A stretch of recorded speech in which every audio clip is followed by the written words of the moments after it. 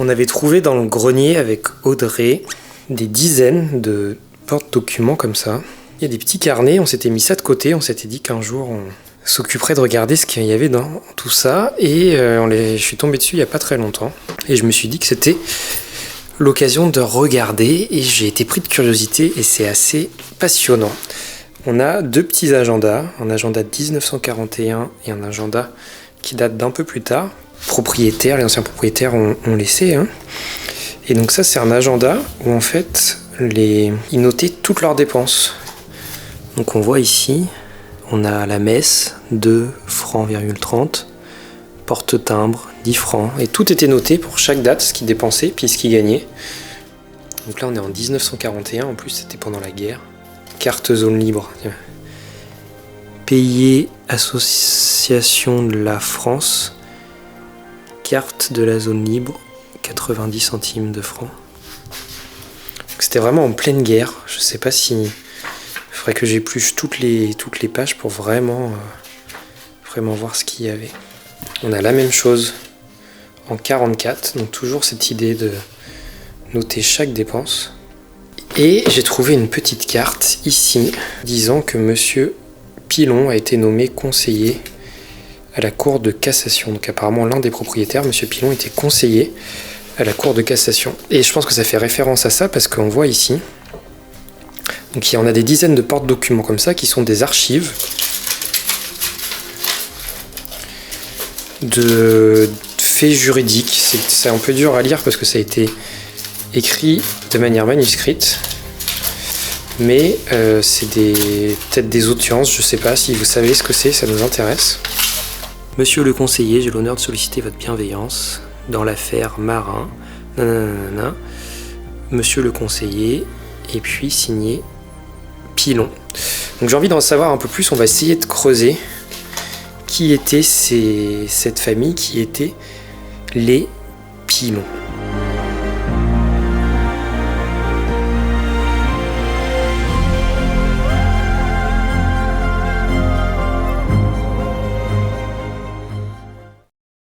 On se retrouve devant l'ordinateur pour pousser les recherches, c'est passionnant comme sujet et c'est le moment pour moi de vous parler du partenaire de cette vidéo. On est en collaboration avec MyHeritage. MyHeritage, c'est le site généalogique numéro 1 en Europe avec 90 millions d'utilisateurs et 16 milliards de documents historiques. Alors sur MyHeritage, on a plusieurs fonctionnalités telles que les arbres généalogiques, je vais vous montrer le mien, j'ai commencé à le faire juste après. On a des fonctionnalités de découverte et de recherche de documents historiques. Et j'ai donc retrouvé dans les actes notariés les noms exacts des différentes personnes qui ont occupé la maison et je retrouvais ce fameux Eustache Pilon. En faisant une recherche avec tout simplement son nom, son prénom et sa date de naissance, je le retrouve ici. Rattaché à son nom, je peux trouver directement l'ensemble des documents historiques le concernant. Donc j'ai des registres de mariage ici, j'ai des recensements sur la ville de Paris.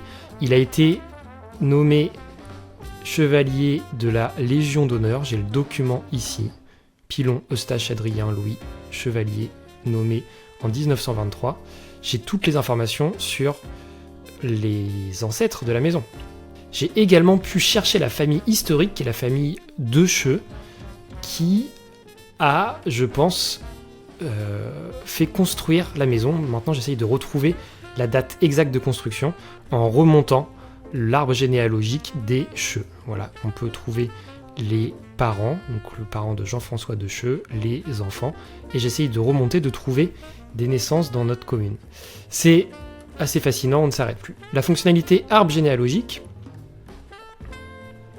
se trouve tout là-haut, et donc j'ai commencé à créer mon arbre. J'ai réussi à remonter plusieurs ancêtres. On voit mes grands-parents, on voit mes arrière-grands-parents, mes arrière-arrière-grands-parents, mes arrière-arrière-arrière-grands-parents, qui étaient une famille italienne parce qu'ils sont nés en Sicile. C'est passionnant, on pourrait ne jamais s'arrêter. On a aussi la fonctionnalité Instant Discovery qui nous permet en un clic de tout simplement trouver les personnes qui correspondent à notre arbre. On peut animer des photos, coloriser des photos, on peut également se faire vieillir En cliquant sur le lien qui est en description, vous aurez 14 jours d'essai gratuit. Et si vous décidez de continuer sur l'abonnement premium, vous aurez 50% de réduction. Bon, en tout cas, c'est passionnant tout ça. On aimerait bien vraiment creuser l'histoire de la maison, des propriétaires bâtisseurs, savoir quelles étaient les familles, savoir qu'est-ce qu'on peut faire, si vous avez des idées de toutes ces archives ici. Je sais pas, est-ce qu'on peut les rendre ça public? Est-ce que c'est privé? Est-ce que on pourrait, je sais pas, vous en lire quelques parties si ça vous intéresse, en scanner, je sais pas, si vous avez des idées, si vous y connaissez, si ça peut intéresser quelqu'un, n'hésitez pas. Et juste pour le plaisir, on va finir sur celle-ci, donc qui est une affaire Wolf contre Lebris en juillet 1936, avocat Monsieur Fossé, avec conseiller Monsieur Pilon, donc 1936. Et qu'est-ce que ça raconte? Ça raconte que Monsieur Crémieux a trouvé la mort, c'est assez triste, dans un accident d'automobile dont la responsabilité incombe au sieur Wolf. Avant d'être divorcé, le sieur Crémieux avait déjà pour maîtresse la dame Lévy, et elle l'était encore au moment de la mort. Et donc, c'est pourquoi la maîtresse a assigné le sieur Wolf, celui qui a provoqué l'accident, au paiement de 400 000 francs de dommages et intérêts pour réparation du préjudice matériel et moral qui lui a causé la mort d'un ami. Donc par jugement de 1934, le tribunal a décidé à condamner Wolf à payer 100 000 francs de dommages et intérêts à la dame Lévy. Voilà, une petite histoire parmi tant d'autres. Bon, retour à la rénovation maintenant. Ouais. Là, il y a une baguette aussi. Oui. Donc on met 11. Ouais.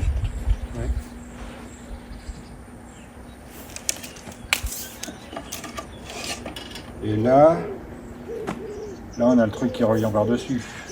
On a l'autre qui revient. Il faut mettre 11 aussi. Là, pas tout à fait 11, je dis 6.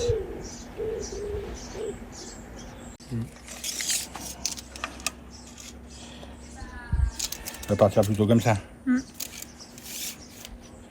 Il va comme ça.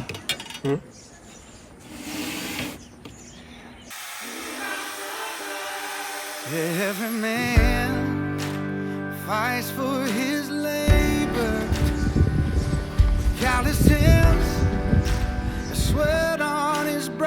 Avouez-le, vous en aviez marre des vidéos terrasses.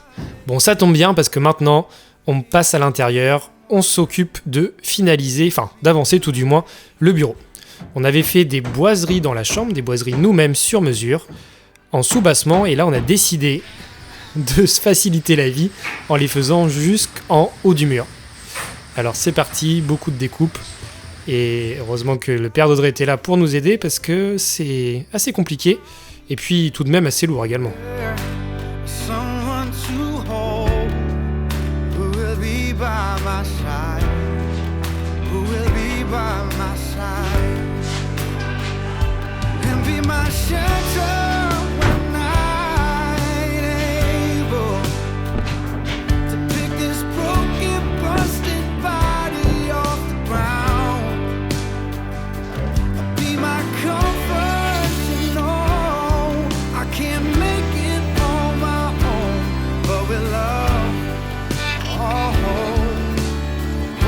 Au niveau du motif, on fait donc une partie en sous-bassement, à peu près un tiers de la hauteur de la pièce, et deux parties, une plus fine en bas et une grosse partie en haut.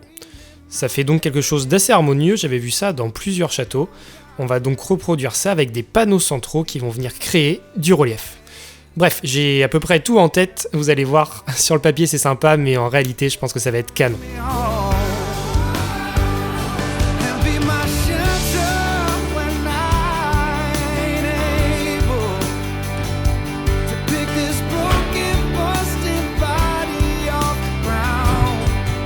Maintenant, cette colle-là, je te dis, une fois que tu l'as bien posée, wow, un beau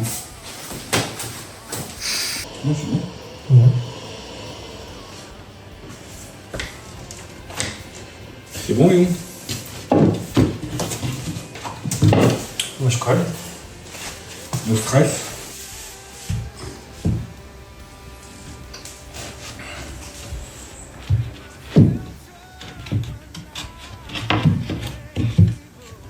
Normalement, tu dois être à la même hauteur que la porte dessous.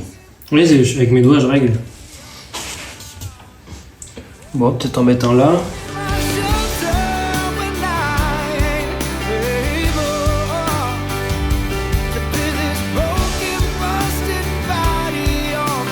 On en profite d'ailleurs pour vous parler de cette grande même scie festool qui nous a gentiment été envoyée par Comptoir des Pros. C'est indescriptible la puissance et la précision de la marque Festool. Et d'ailleurs, Comptoir des Pros est reconnu pour être le revendeur Festool avec les meilleurs prix. Donc si jamais vous avez besoin de Festool, n'hésitez pas. En tout cas, nous on est ravis de pouvoir l'utiliser au quotidien. C'est plus que pratique pour faire ce genre de travaux.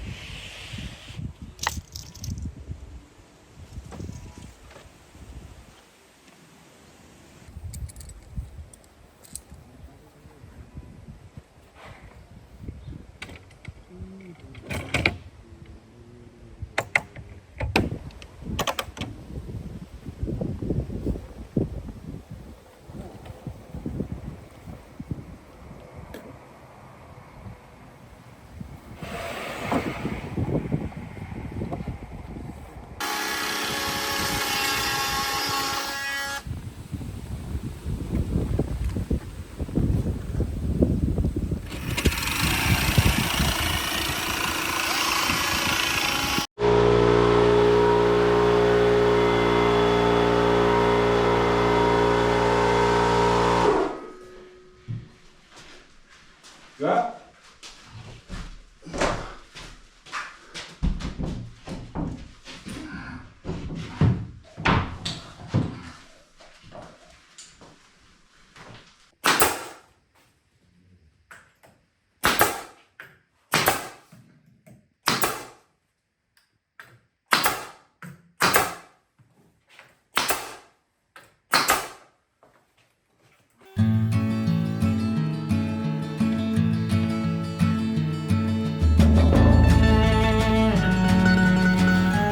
Alors maintenant qu'on a découpé nos panneaux de médium, on va venir insérer au centre, avec un médium plus fin, des petits motifs de cette sorte-là, qui vont venir créer du relief. Il faut donc remesurer, recouper pour faire tous les panneaux intérieurs.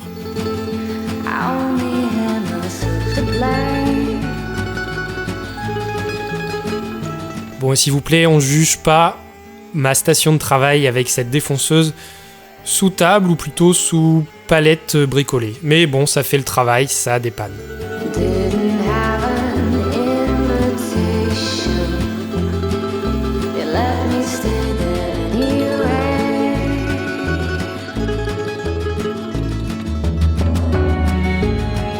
Pour les très grands panneaux, vaut mieux être deux parce qu'avec le poids, il faut bien tirer de manière fluide pour que le mouvement et le motif soient parfaits. Le moindre à coup et puis ça fait une petite encoche. Alors à deux, c'est toujours mieux.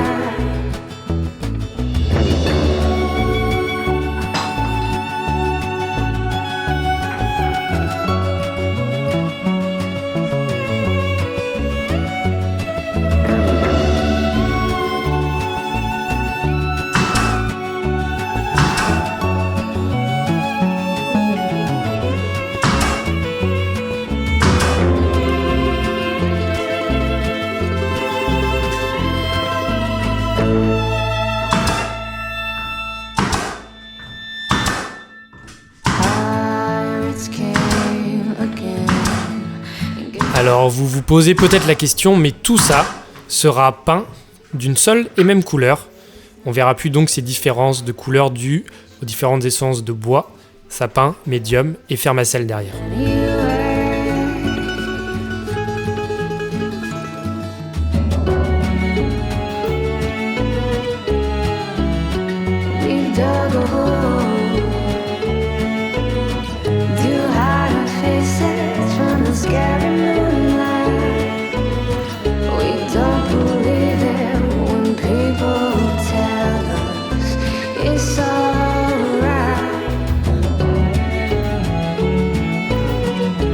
Oui, je sais, j'ai souvent tendance à abuser sur le nombre de clous. Je pense pas que ça va s'envoler.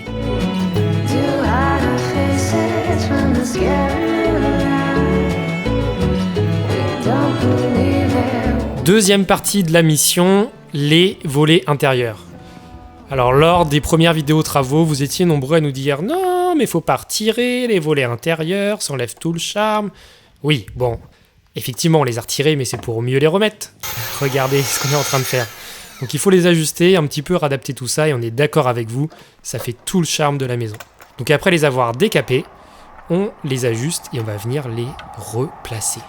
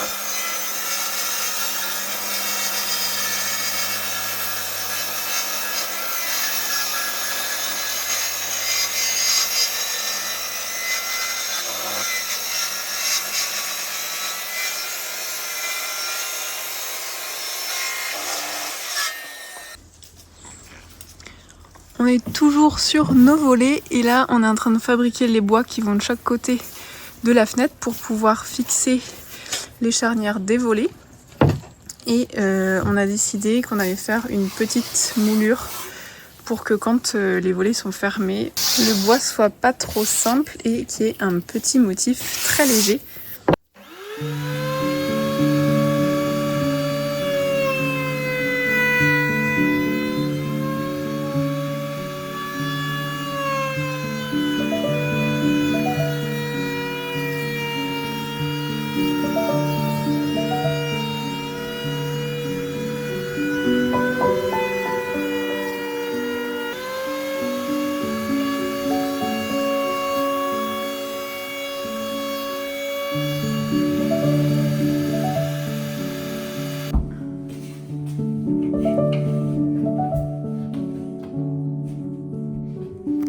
Ça m'a mis ton col.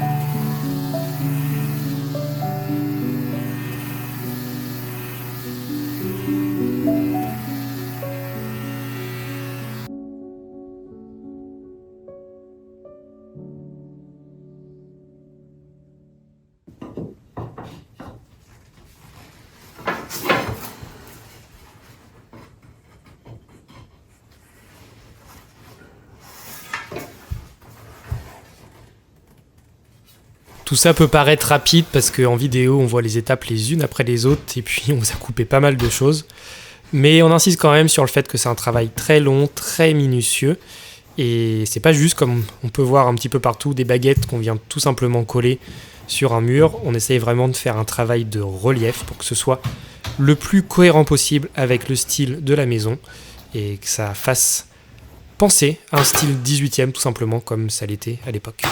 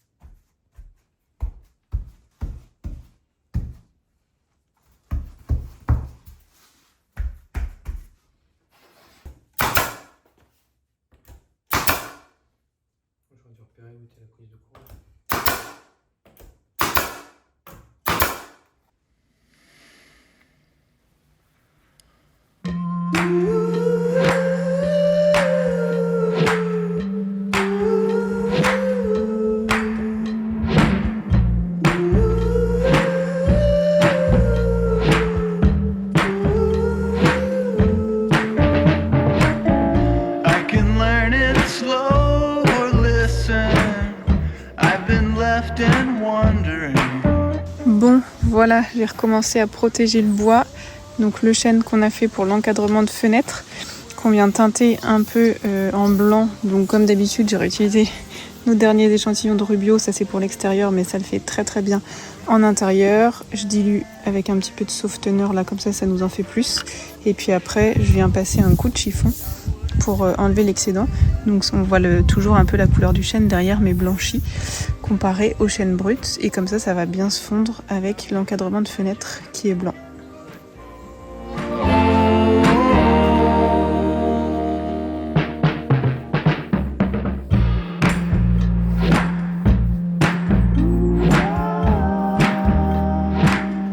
Et on vient poursuivre sur notre porte dérobée. On veut la cacher un maximum pour qu'elle soit la plus discrète possible. Et je pense qu'une fois peinte, l'illusion sera presque parfaite. Ça va permettre d'agrandir la pièce et pas d'avoir une porte en plein milieu comme ça. Mais bon, ça demande pas mal de découpe parce que faut tout couper en 3 à chaque fois.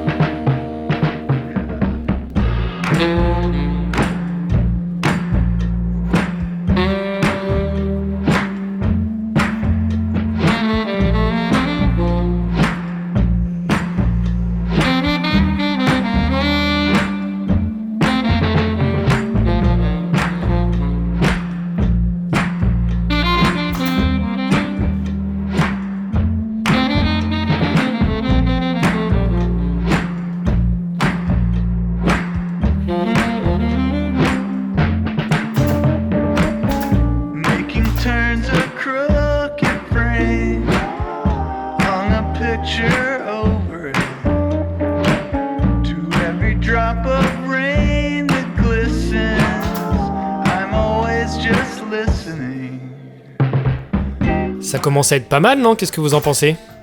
Vraiment, je pense qu'une fois peint, ça sera encore différent et l'illusion sera parfaite. Bon, en tout cas, c'était une vidéo un petit peu différente qui touche à sa fin. On a fait beaucoup de travail de boiserie en intérieur. On est d'ailleurs en train de continuer à préparer les futurs éléments en bois qu'on va venir remettre, notamment les encadrements de portes. Et j'espère que cette vidéo, tout simplement, vous aura plu. On remercie encore une fois le partenaire de cette vidéo qui est MyHeritage.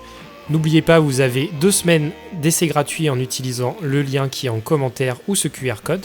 Et si ça vous plaît, sur l'abonnement premium, vous aurez également 50% de réduction. Alors on se dit à très vite au Petit Château 1780, n'hésitez pas à mettre un like, un commentaire, on les lit tous, ça nous fait très très plaisir. Et puis à vous abonner, c'est le meilleur moyen de nous soutenir.